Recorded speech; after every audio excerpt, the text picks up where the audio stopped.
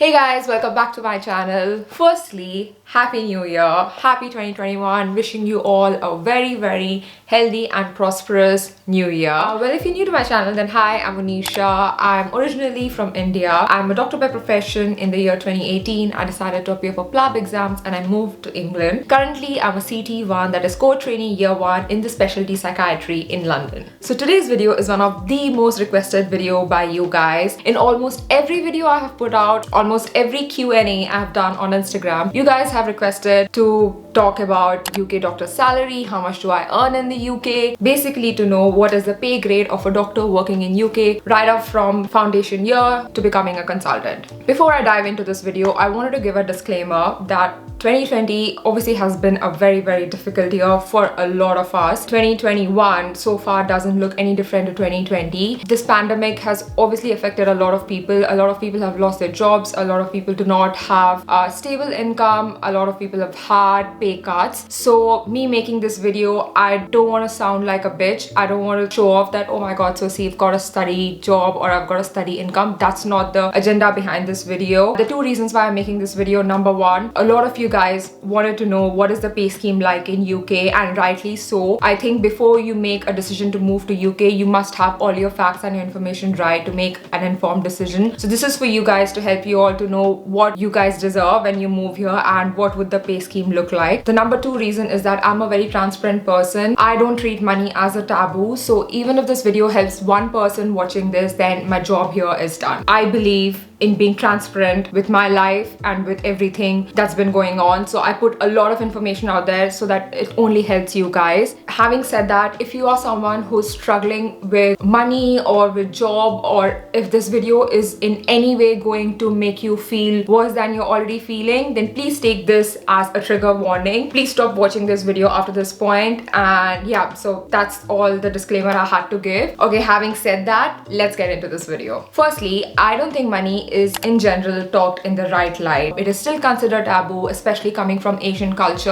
A lot of the comments in my videos are, how much do you earn? Firstly, I just wanted to say something that, you know, there's a polite way in which you can put a question. Something like, oh, if you don't mind me asking, what is the salary like in UK, instead of saying, tell me how much do you earn. It's completely fine to ask someone how much they earn because you obviously want to make an informed decision. But having said that, it obviously can be phrased in a polite way. I do not mind talking about money in general. I don't mind talking about how much I earn, what is the pay scheme like in UK. My personal opinion is that obviously there is a whole population out there that thinks that doctors earn shitloads of money. Let me break that myth for you. It is not true at all. Let me give you guys an example.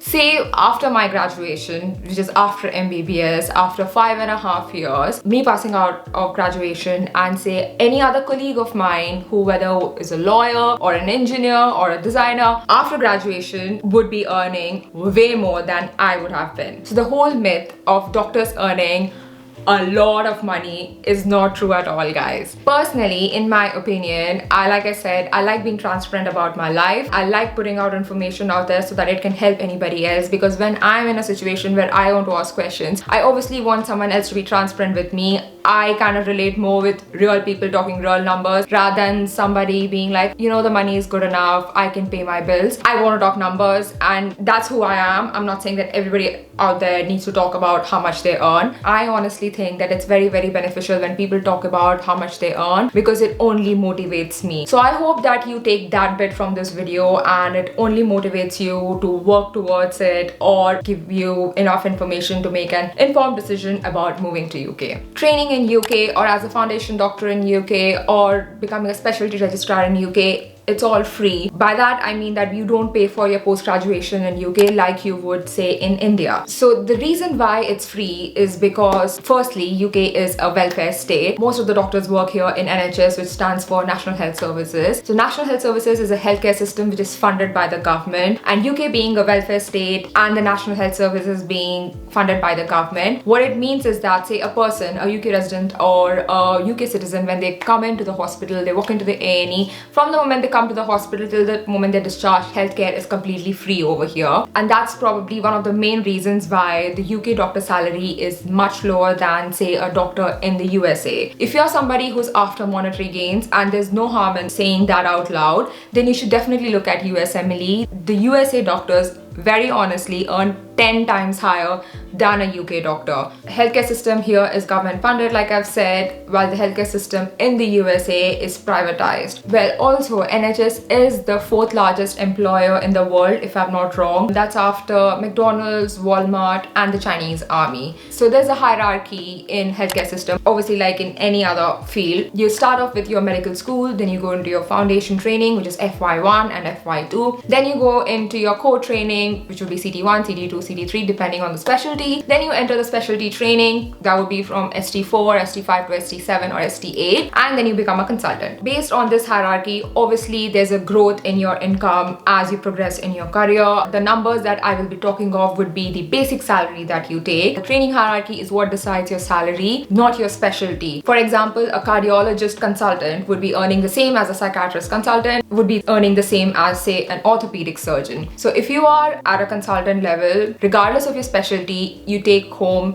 the same amount of salary. But then obviously it would then vary depending on the number of calls you would do, or the weekends you work, or the night on calls you do. And also this is what the NHS pay you get. And obviously then you can take into account that if you have any private practice, or you're working with NES, etc, etc, or if you do any locum shift. All right, so the numbers I'll be mentioning would be basic take-home salary. What that means is that, say if you were working 9 to 5 Monday to Friday, no on-calls, no weekends, no nights, no extra shifts, then this is your take-home salary. For a foundation doctor, which comprises of FY1 and FY2, the FY1 salary states £28,243. This is your basic take-home salary if you were working only Monday to Friday 9 to 5, which doesn't happen because you obviously have other enhancements added to your pay, like you do on-calls, you do nights, you do extra shifts, you work weekends. Minus all that, the take-home salary would be £28,243. That's an FY salary, FY1. FY2, which is Foundation Year 2 Trainees Doctor, salary would be £32,691. This is again minus the extra shifts you would be doing, which are a part of your rota. Minus all that, this is your basic take-home salary if you were working 9 to 5 Monday to Friday, like I mentioned. Next up comes core specialty training or specialty trainee. Okay, so that's like CD1, CD2, CD3. A doctor who is in core training would earn somewhere between £40,000 to £50,000 a year. If a trainee is working in London, then you have extra pay added to that, which is a London pay allowance. That is an extra of £2,100 because obviously London is expensive and all of that. So basically, after your core training, you apply for specialty training. So a specialty training registrar would be someone who is ST5 and above, and they would earn somewhere between £50,000 to £75,000. Again, all these numbers that I'm mentioning, these are minus your extra shifts and if you do weekends or nights on call and etc, etc. Then once you become a consultant, then you would be earning £90,000 to £110,000. Obviously a consultant has the luxury of doing extra private work. I mean, even as a junior doctor, as a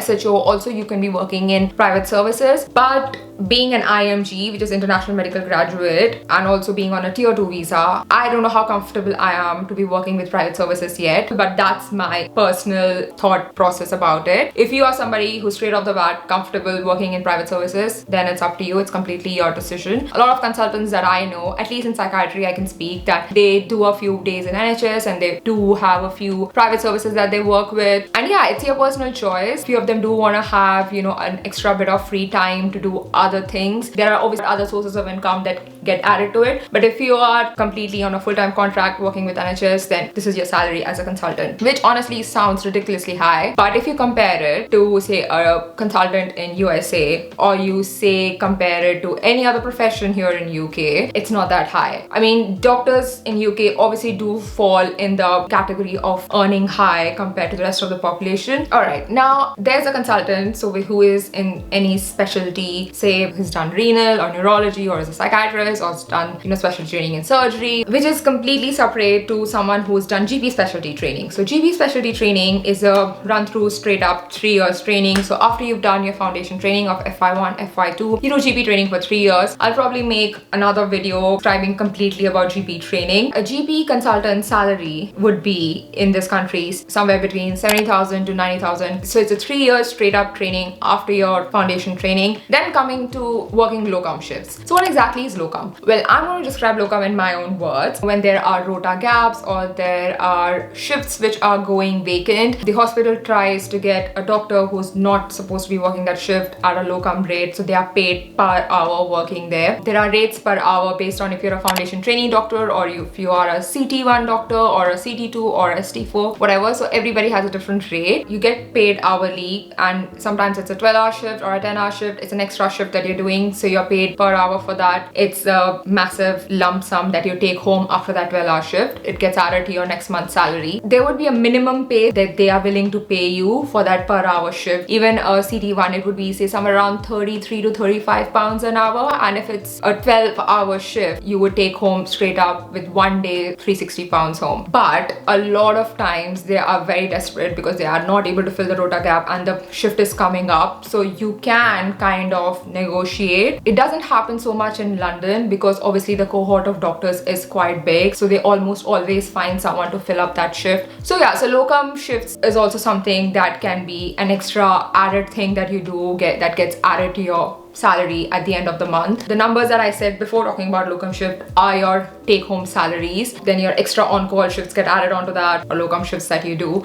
I honestly got inspired to make this video from 𝐈𝐦𝐻𝐸𝐴𝐵𝐷𝐿's video of how much he earns in a week, which he made in May. Last week he made a video on how much he has earned in the year 2020, and the numbers are...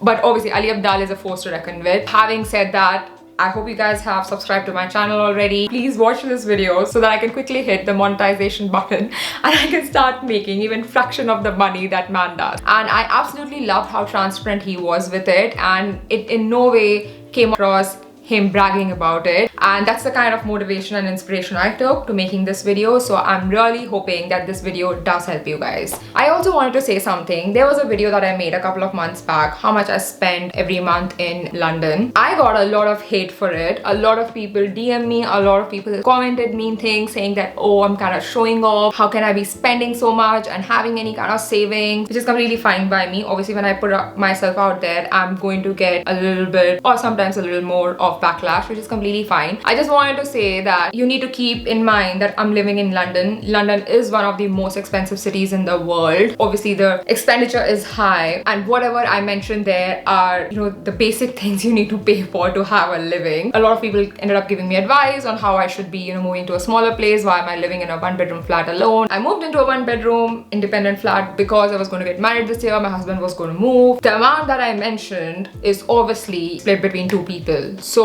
guys, please stop hating on me. I literally just wanted to help you guys to give you an idea of what the expenses are living in London, and I'm sorry if it felt otherwise. That's all I wanted to say. And if you guys haven't watched that video, then please do. I'll put up the card somewhere up above, yeah, on the left side. We've come to the end of the video. I hope you've enjoyed watching it. If you have any further questions about salary, then please do let me know. Drop it down in the comment section below. I will also put a few important links that you guys can check out. There's also a website called UK Salary Calculator where you can put in the amount and it breaks down how much you earn per month. I'll put down that useful link as well in the description box. If you have any further questions, feel free to comment below. And I hope you've enjoyed this video. If you have, then please do give it a big thumbs up. And if you haven't yet subscribed to my channel, then please do. Yeah, that's the end of it. And I hope you're keeping safe and you're looking after yourself first and also your loved ones. And I'll see you in the next video. Bye. Mwah.